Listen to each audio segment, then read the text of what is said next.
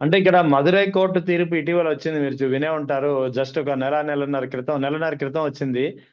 అది కూడా lockup death కి ఏప్రిల్ సంబంధించిన కేసు. ఏప్రిల్ ఏప్రిల్ ఈ సంవత్సరం ఏప్రిల్ ఏప్రిల్లో 7వ వచ్చింది, తారీఖున ఎగ్జాక్ట్లీ ఏప్రిల్లో వచ్చింది. సరిగ్గా ఏప్రిల్ అది 7వ కూడా తారీఖున లాకప్ డెత్ కి సుప్రీంకోర్టు సంబంధించినటువంటి విధించింది. ఇష్యూ. దాదాపు 7-8 మందిను జీవిత ఖైదు విధించినట్టుంది కోర్టు. లేదు, 9 మందికి మరణ శిక్ష విధించారు. 9 మందికి మరణ శిక్ష, సారీ కరెక్షన్, యా. 9 మందికి మరణ శిక్ష విధించారు. అది ఇక్కడ కూడా కూడా ఇప్పుడు అదే కస్టోడియల్. పరిస్థితి ఉండాలంటారా? అక్కడ అక్కడ డబుల్ మర్డర్ జరిగింది యాక్చువల్ గా. డబుల్ తండ్రి మర్డర్ అది కొడుకులు కూడా. ఇద్దరు కూడా అవును. తండ్రి కొడుకులు ఇద్దరిని కూడా మర్డర్ చేసినటువంటి ఒక పరిస్థితి. ఇక్కడ ఒక ఒక పర్సనే కాబట్టి కొంచెం గ్రావిటీ తగ్గొచ్చు. అట్ ద సేమ్ టైం ఏంటంటే అక్కడ 1,42,00,000 వరకు పెనాల్టీ కూడా ఇచ్చారు ఆ, కోర్టు. అయితే ఇక్కడ మనం ఆలోచించాల్సింది ఏంటంటే పారదర్శకతకి పెద్దపీట వేస్తున్నాను అన్నటువంటి ప్రభుత్వం ఉమ్, ప్రజల సంక్షేమానికి చట్టాన్ని చేతుల్లోకి తీసుకోకుండా చట్ట ప్రకారం వెళ్తున్నాము అనేటువంటి ప్రభుత్వం కోర్టు తీర్పులు వచ్చే వరకు వెయిట్ చేస్తాయా, లేదంటే ఈ లోపల అతనికి ఇవ్వాల్సినటువంటి కాంపెన్సేషన్ ఏదైనా ప్రభుత్వం నుంచి వస్తుందా అనేది కూడా ఒక ఆలోచన చేయాల్సినటువంటి ఒక పరిస్థితి. అవును, ఎందుకంటే ఇప్పుడు ప్రభుత్వం తన స్పందన తెలియజేయాలి కదా. ఇప్పుడు ఒక అవును. ఆర్గనైజేషన్, స్టేట్ అడ్మినిస్ట్రేషన్ ఒక ఆఫీసర్ చేసినటువంటి ఒక పనికి డెఫినెట్ గా గవర్నమెంట్ పెనాల్టీ పే చేయాల్సినటువంటి పరిస్థితి ఉంది. ఉమ్, అయితే దీనికోసం మళ్ళీ జగన్మోహన్ రెడ్డి రావాలా? జగన్మోహన్ రెడ్డి వస్తేనే కేసు కట్టినటువంటి పరిస్థితిలాగా కనపడుతుంది. ఉమ్, 40 రోజుల తర్వాత కేసు కట్టారు. అది కూడా జగన్మోహన్ రెడ్డి వచ్చిన రెండో రోజు కేసు కట్టారు అని అంటే రేపొద్దున అతనికి రావాల్సినటువంటి నష్టపరిహారం కుటుంబానికి అందాలంటే కూడా మళ్ళీ జగన్ దిగి రావాలా? లేదా జగన్ రాకుండానే ఆ క్రెడిట్ జగన్ కి ఇవ్వకుండా ప్రభుత్వమే పారదర్శకంగా ఆల్రెడీ గద్దె రామ్మోహన్ రావు గారు స్థానిక ఎమ్మెల్యే వెళ్ళి పలకరించి వచ్చినట్లున్నారు, సానుభూతి తెలిపినట్టున్నారు. ఉమ్, అట్ ద సేమ్ టైం ప్రభుత్వం వైపు నుంచి ఏదైనా చర్యలు తీసుకోవాలంటే ఖచ్చితంగా తీసుకుంటామని చెప్పేసి ఆ కుటుంబానికి హామీ ఇచ్చినటువంటి ఒక పరిస్థితి.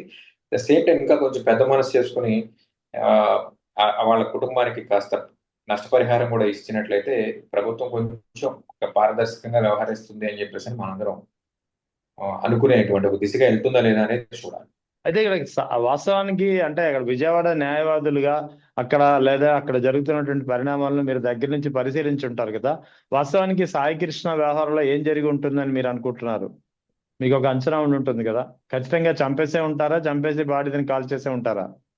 అంటే ఇక్కడ అజంప్షన్స్ కి తావులేదండి. ఎందుకంటే అవును. ఆల్రెడీ కోర్టులో కేసు నడుస్తుంది. ఏదైనా సరే ప్రభుత్వం నోరు తెరిచి చెప్పాలి. అప్పుడే కదా దాన్ని కాంట్రడిక్ట్ చేయాలి అని అంటే ఇది జరగలేదు, ఇది జరుగుతుంది, ఇది ఇది జరిగి ఉమ్, ఉంటుంది అని చెప్పడానికి. ఇప్పటి వరకు ఏంటంటే వాళ్ళ కుటుంబ సభ్యులు చెప్పినటువంటి ఊహాగానాలా లేకపోతే అవే నిజాలా అనేది ప్రభుత్వం నిగ్గు తేల్చాల్సినటువంటి ఒక పరిస్థితి ఉంది. వాళ్ళ ఉమ్, కుటుంబం చెప్పింది అయితే మాత్రం ఏంటంటే పైన రెండో ఫ్లోర్ లో పెట్టి అతన్ని చిత్రహింసలు పెట్టారు, అతన్ని చంపారు, అతని బాడీని డెస్ట్రాయ్ చేశారు అని చెప్పేసి వాళ్ళ కుటుంబం చేస్తున్నటువంటి ఆరోపణ. ప్రభుత్వం వైపు నుంచి ఒక సిస్టమాటిక్ రిప్లై లేదు ఈ రోజు వరకు. ఉమ్, వారు నోటితో చెప్పకుండా నొసటితో వెక్కరించినట్లు ఆ సిఐని ట్రాన్స్ఫర్ చేయటం, విఆర్కి పంపించటం, తర్వాత గ్రావిటీ పెరిగిన తర్వాత అతని మీద 103 సెక్షన్ పెట్టి ఎఫ్ఐఆర్ కట్టడం, ఇవన్నీ చూస్తే ఇప్పుడు విచారణ అధికారి ఆల్రెడీ విచారణ స్టార్ట్ చేసినటువంటి ఒక పరిస్థితి మనం చూస్తున్నాం కాబట్టి అవును. With in a limited time bond, ఎక్కువ టైం కూడా లేదు ప్రభుత్వానికి. ప్రభుత్వం ఖచ్చితంగా నోరు తెరవాల్సిందే, ఏం జరిగిందో సభ్య సమాజానికి చెప్పాల్సిందే. అయితే ఇక్కడ కేవలం నాగరాజు, సిఐ నాగరాజునే బలి చేస్తారా, లేకపోతే ఈ క్రైమ్ లో ఉన్నటువంటి లోతైనటువంటి విచారణ జరిగితే ఎవరెవరు ఉన్నారు? ఎందుకంటే అతను ఒక్కడే చంపలేడు, అవును. అతను ఒక్కడే టార్చర్ చేయలేడు, బాడీని అతను ఒక్కడే డెస్ట్రాయ్ చేయలేడు, బాడీని అతను ఒక్కడే హాస్పిటల్ కి అవును. షిఫ్ట్ చేయలేడు. ఈ ఈ అవును. ప్రాసెస్ అంతా జరిగింది. ఈ ప్రాసెస్ లో ఉన్నటువంటి ప్రతి ఆఫీసర్ ని కూడా ఉమ్. బాధ్యులుగా చేయాలనేది ఒక న్యాయవాదిగా చట్టం తన పని తాను చేసుకెళ్తే ఖచ్చితంగా అందరినీ చేయాలి. లేదు, చట్టం ప్రభుత్వం చెప్పినట్టు చేస్తే ఇవి నాగరాజుతోనే ఆగుతుంది. అంటే వాస్తవానికి ఇప్పుడు సాయి కృష్ణపై 22 కేసులు ఉన్నాయంటున్నారు. లేదు, రెండు కేసులే ఉన్నాయని చెప్పి తల్లిదండ్రులు కానీ, అదే తల్లి కానీ, బంధువులు కానీ చెప్తున్నారు. వాస్తవం ఏంటి? నిజంగా 22 కేసులు ఉన్నాయా? సార్, 22 కేసులు ఉన్నాయా 42 కేసులు ఉన్నాయా అనేది మ్యాటర్ కాదండి అసలు. అవును. ఎన్ని కేసులైనా ఉండొచ్చు. ఎందుకంటే కొన్ని కేసుల్లో 2 కేసుల్లో నాకు తెలిసినంత వరకు శిక్ష పడింది అతనికి. అవి రైట్. అప్పీల్ స్టేజ్ లో ఉన్నాయి. ఉమ్. 7-8 కేసులు ఆల్రెడీ ప్రభుత్వం కట్టినటువంటి కేసుల్లో కొన్నిటిలో కన్విక్షన్స్ వచ్చినాయి, కొన్నిటిలో ఎక్విట్లు అయ్యాడు, అంటే నిర్దోషిగా బయటకు వచ్చాడు.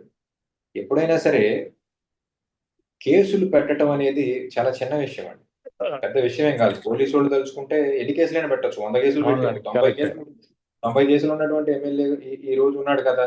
అంటే అవును. అన్నిటిలో అతని యొక్క పాత్ర ఉంది, అతను నేరస్తుడనేనా? ఉమ్. ఈ రోజు కేసులు లేనటువంటి పెద్ద మనుషులు ఎవరున్నారు? ఎవరు లేరు. వాళ్ళు స్వర్గీయ వంగవీటి మోహన్ రంగా గారు, నాకు తెలిసినంత వరకు, నేను విన్నంత వరకు, దేవినేని మురళీ గారి హత్య జరిగినప్పుడు ఢిల్లీలో ఉన్నారు. ఉమ్. ఢిల్లీలో ఉన్నారు, ఆయన మీద కూడా కేసు కట్టారు, ఆ మురళీ ఆ, కేసులో.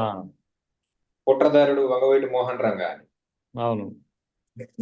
నాకు అసలు సంబంధమే లేదు, ఎగ్జిక్యూషన్ కి నాకు సంబంధం లేదు, ప్లానింగ్ కి నాకు సంబంధం లేదు, అసలు నేను ఆ ఊళ్ళోనే లేను అని చెప్పేసి వంగవీటి మోహన్ రంగా గారు లబోదిబో అన్న. అప్పుడు సాక్షాత్తు కోడెల శివప్రసాద్ గారు హోమ్ మినిస్టర్ గా ఉన్నారు, దీని యొక్క కుట్రదారుడు అంతా కూడా వంగవీటి మోహన్ రంగా అని అవును, చెప్పేసి ఆయన ఢిల్లీలో స్టేట్మెంట్ కూడా ఉన్నాడని ఇచ్చారు ఆయన. చెప్పి ఉమ్. పేపర్ కటింగ్స్ కూడా చూసాం.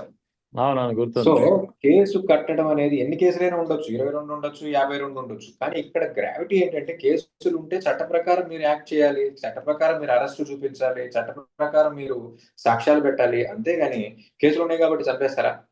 ఉమ్. అలా చంపాలంటే ఎంతమందిని చంపాలండి? ఒక విజయవాడలోనే రౌడీ షీట్ ఉన్న వాళ్ళు సుమారుగా 1000కి పైచిలకు మంది ఉన్నారు, మరి అందరిని చంపుతారా? ఉమ్. ఇది క్వశ్చన్. ఏంటంటే అధికారులు శృతి మించినటువంటి హెరాస్మెంట్ చేసినందువలన ఇద్దరు వ్యక్తులు చనిపోయారు, ఒకళ్ళు కాదు. అవును. ఒక అతను చనిపోతూ లైవ్ వీడియోస్ అప్లోడ్ చేశాడు, ఇంకొక అతను చనిపోయాడు అనే దాని మీద మనం అందరం కూడా డిబేట్ చేస్తున్నాం. యా. సో ఈ ఇద్దరు చనిపోవడానికి కారణం ఈ సిఐ అయినప్పుడు ఖచ్చితంగా చర్యలు తీసుకోవాలి కదా. అయితే ఇక్కడ సాయి కృష్ణకి సంబంధించి ఒకవేళ ఇదంతా నేరం గనక ఏదైతే అభియోగాలు, అతన్ని మరణం వెనుక, మిస్సింగ్ వెనుక అభియోగాలు వస్తున్నాయో, లాకప్ డెత్ జరిగిందని, తర్వాత బాడీ మిస్ చేశారు, బాడీ కూడా కాల్ చేశారని, నిజంగా అవి గనక ఒకవేళ ప్రూవ్ అయితే ఎలాంటి ఇంపాక్ట్, అంటే ఫలితం ఎలా ఉండబోతుంది అంటే ఏం చెప్తారు? ఎందుకంటే లాకప్ డెత్ కంటే బాడీని కూడా డిజర్పేర్ చేయడం, డిస్ట్రాయ్ చేయడం అనేది ఇంకా సివియర్ నేరం కదా. ఎస్ అవునండి, యా. చాలా సివియర్ నేరం. మినిమం 7 years పడుతుందండి చట్ట ప్రకారం. Minimum 7 years, maximum imprisonment life, మరణశిక్ష పడేటువంటి అవకాశం ఉంది. ఓకే. ప్రభుత్వం చిత్తశుద్ధితో పనిచేస్తే, ఇన్వెస్టిగేషన్ ఆఫీసర్స్ కానివ్వండి, ఎవిడెన్స్లు కానీ పక్కాగా పెడితే, ఇది నాగరాజు ఒక్కడితో పోదు. ప్రాపర్ ఇన్వెస్టిగేషన్ జరిగితే నాకు తెలిసి 5-6 ఇంకా ఉన్నారు, వీళ్ళందరికీ కూడా ఒకే రకమైన శిక్ష పడుతుంది. కాబట్టి ఇది అంత ఆషామాషిగా పోయేటువంటి కేసు అయితే కాదు. అయితే ఇక 29వ తేదీన హెబియస్ కార్పస్ పిటిషన్ పై విచారణ కూడా ఉంది కదా. అంటే ఆ రోజు ఏం జరగనుంది అంటే ఏం చెప్తారు? ఎందుకంటే హెబియస్ కార్పస్ అంటే వితిన్ 24 hours సబ్మిట్ చేయాలి అతన్ని, మా నాగరాజుని, ఏదైనా లైవ్ ఆర్ డెడ్ ఏదో ఒకటి. కానీ అక్కడ ఏం జరుగుతుంది అనేది, ఇది మిస్సింగ్ వ్యవహారంగా పోలీసులు చూస్తున్నారు. అసలు ఏం జరిగింది, అసలు 29న ఏం జరగబోతుంది అంటే ఏం చెప్తారు? లైవ్ ఆర్ డెడ్ కాదండి, అసలు లైవ్ హాజరుపరచాలి. సారీ, అంటే వాళ్ళు ఒకవేళ లాకప్ డెత్ చేస్తుంటే శవాన్నైనా హాజరుపరచాలి కదా, అది చెప్పేది. శవాన్ని హాజరుపరచాలి, అలా కాదు. ఒక స్టేట్మెంట్, ఖచ్చితంగా ఒక స్టేట్మెంట్ ఇస్తారు. స్టేట్మెంట్ రూపంలో ప్రభుత్వం ఇవ్వాల్సినటువంటి పరిస్థితి ఉంది. సో ఖచ్చితంగా ఈ రోజు వరకు కూడా పోలీస్ చర్యలు ఏమి లేవు. నిన్న జగన్మోహన్ రెడ్డి విజిట్ చేసి తర్వాత హెచ్చరించిన నేపథ్యంలోనే పోలీస్ చర్యలు వచ్చాయి. అవును, ఆ తర్వాత జరిగింది ఇదంతా. కాబట్టి ఇక్కడి నుంచే ఇన్వెస్టిగేషన్ మొదలవుతుంది. మనం ఎప్పుడో 40 రోజుల నుంచి ఏం చేశారు అని అడిగితే, ఇప్పుడు వాస్తవంగా వాళ్ళు చెప్పే సమాధానాలకి మనకు పక్కన నవ్వు వస్తుంది. ఎందుకంటే అధికార పక్షంలో ఉన్నటువంటి అనేక మంది రాజకీయ నాయకులకి ఈ విషయం డే 1 నుంచి తెలుసు, కానీ ఎవరు బయట పెట్టలేదు. అవును. అయితే ఎప్పుడైతే సాక్షాత్ జగన్మోహన్ రెడ్డి ఇంటికి వచ్చాడో, పరామర్శించాడో, ప్రభుత్వం మీద విమర్శలు చేశాడో, న్యాయం చేయాలని డిమాండ్ చేశాడో, సో ఖచ్చితంగా ప్రభుత్వం కదిలింది, ఎఫ్ఐఆర్ కట్టింది. ఎఫ్ఐఆర్ కడుతూనే దాంతో పాటుగా ఒక ఆఫీసర్ని అపాయింట్ చేశారు, సీనియర్ ఐపీఎస్ ఆఫీసర్ అపాయింట్ చేశారు ఇన్వెస్టిగేటింగ్ అథారిటీగా. ఆయన కూడా మనం సోషల్ మీడియా మాధ్యమాల్లో చూస్తున్నాం, ఆయన ఇన్వెస్టిగేషన్ స్టార్ట్ చేశారు.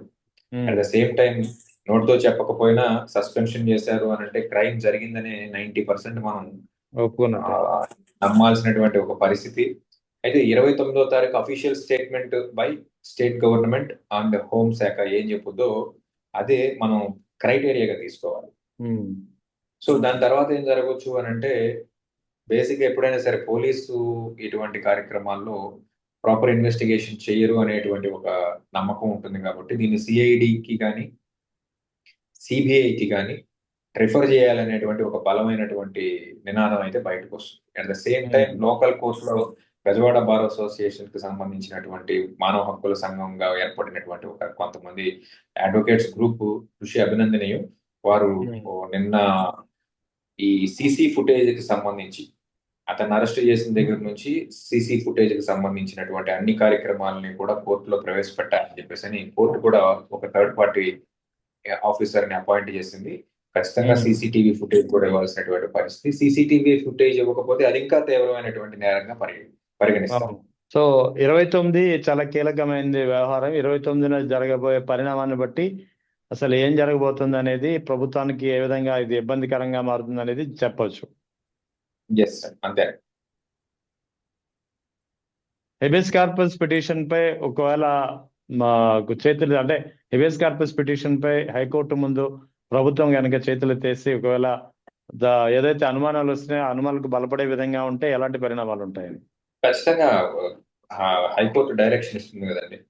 హెబియస్ కార్పస్ పిటిషన్స్ కి సంబంధించి వీళ్ళ ఆన్సర్ ని బేస్ చేసుకుని నేను అనుకోను, as per my knowledge CI Nagaraju ఒకటితో కాదు, ఆ రోజు స్టేషన్ లో ఉన్నటువంటి ప్రతి ఆఫీసర్ అందరినీ బాధ్యులు చేస్తారు. అందరినీ బాధ్యులు చేస్తారు. చట్టం అదే చెప్తుంది. చట్టం కూడా అదే చెప్తుంది. చట్టం అదే చెప్తుంది. సో డీకే బస్సు కేసులో కానివ్వండి, ఇలాంటి కొన్ని ల్యాండ్ మార్క్ జడ్జిమెంట్స్ ఉన్నాయి. వీటన్నిటి యొక్క పర్యవసానం ఏంటంటే ఎంటైర్ పోలీస్ వ్యవస్థ, ఆ స్టేషన్ లో ఉన్న డ్యూటీలో ఉన్నటువంటి ఎంటైర్ పోలీస్ వ్యవస్థ అందరినీ కూడా బాధ్యుల్ని చేస్తుంది. ఇది అందరి పేరు చుట్టుకునేటువంటి ఒక కేసు.